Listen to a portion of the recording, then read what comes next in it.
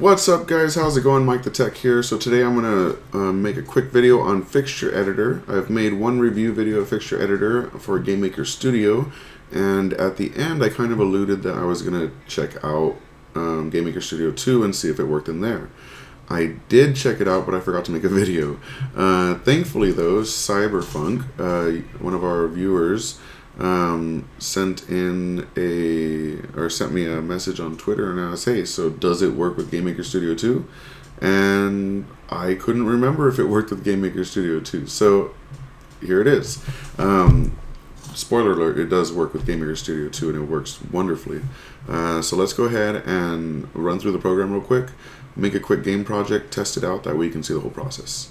So first we just need to go to sprites and add a sprite. Let's go ahead and I downloaded some sprites from Kenny.nl, so we're just going to find this little dude. Alright, so we can use our middle mouse button to click and drag around or zoom in and out, and you're going to want to zoom in pretty close.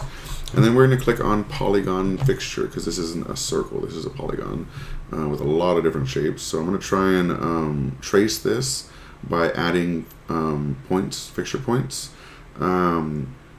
And sorry if it's not perfect, but we're just going to trace around, get some nice corners. Boom, boom, boom. Let's go in here. Where's this? Oh, I broke it. All right.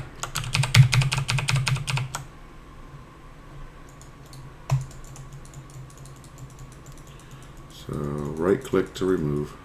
Alright, so I'm going to keep on trying to add in here. I accidentally clicked too close again to that. There we go.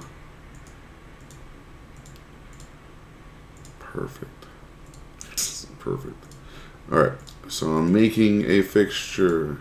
This isn't supposed to be perfect, and it is definitely not perfect. I'm going to skip that whole arm part.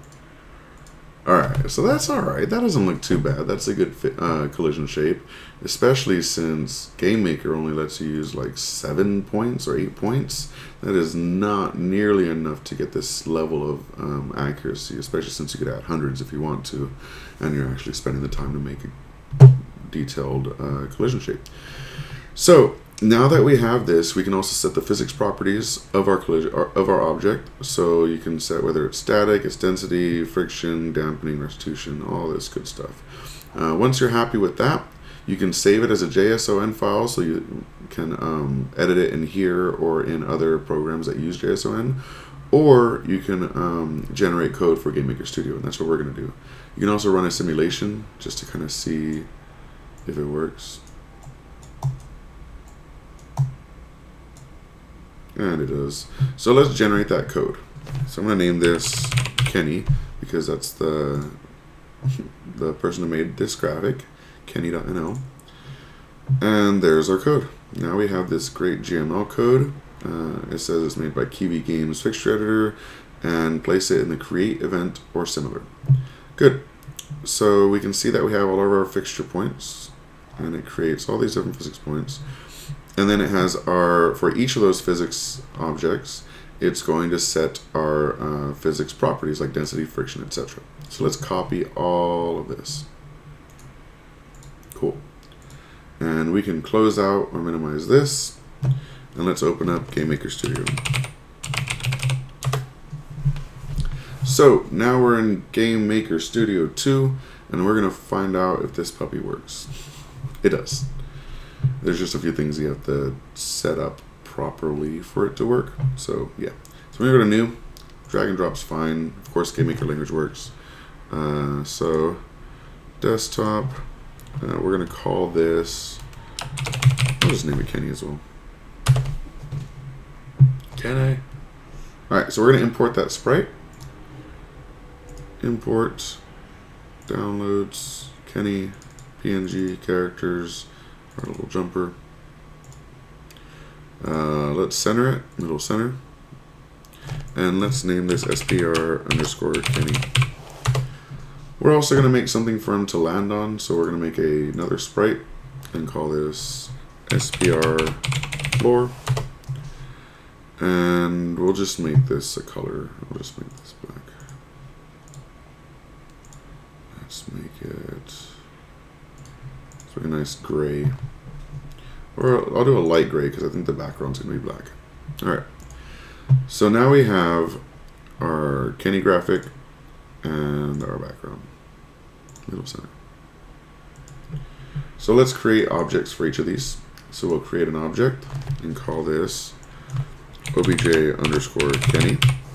And we're going to choose our Kenny sprite. We're going to add a create event, just like it told us to. And we're going to add code. And we're just going to paste that entire block of code. And you'll see that there are no errors. Everything is properly highlighted in syntax. And it works great in GameMaker Studio 2. So before we continue, one thing to note is that if you check uses physics, which you would think that you would check that because it is using physics, this will not work. It'll default to GameMaker Studio's collision shapes and GameMaker Studio 2's physics. So what we want to do is leave it unchecked, and then this right here actually enables physics for all of these fixtures. That's what we want. So let's go ahead and create an object for our floor. obj_floor. And this one, we do want to say uses physics and is solid. And in the physics, we don't want it to move. So we're just going to put, oh, not bouncy. 100 on all these, just so that it doesn't move. All right. I'm also going to choose the floor sprite. And in order to make two objects collide in GameMaker using the physics, you have to create a collide event. So we're going to say the floor collides with Kenny. And you have to add some code. And it just comments something out. Literally comment. And as long as there's something in here, it will execute a collision between the two.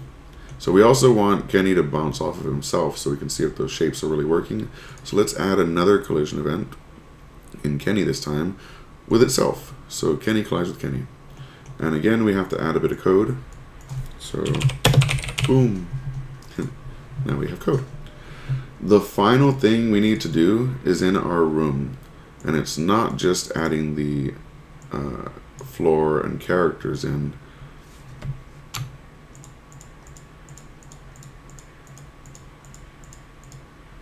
We actually need to enable physics in the room. So you're going to go down to the bottom left corner, go to room physics, and enable physics. Now this should work properly. Cross our fingers. Let's hit play.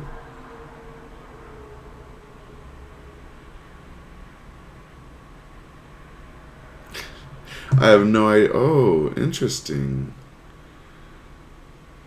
So I don't know why it's falling off of the right side of our box here, but it's, oh yeah, okay. Does that work?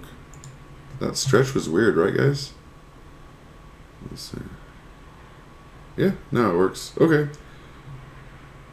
Oh, I did add it. I didn't make them not movable. I just gave them a lot of mass, so they're actually falling a little bit, which is funny. But we can see that all of the collision shapes are properly shaped. Nothing's overlapping, and everything looks like it's actually how it's supposed to be, which is exactly what we want. So yeah, thank you so much, Cyberfunk, for the question.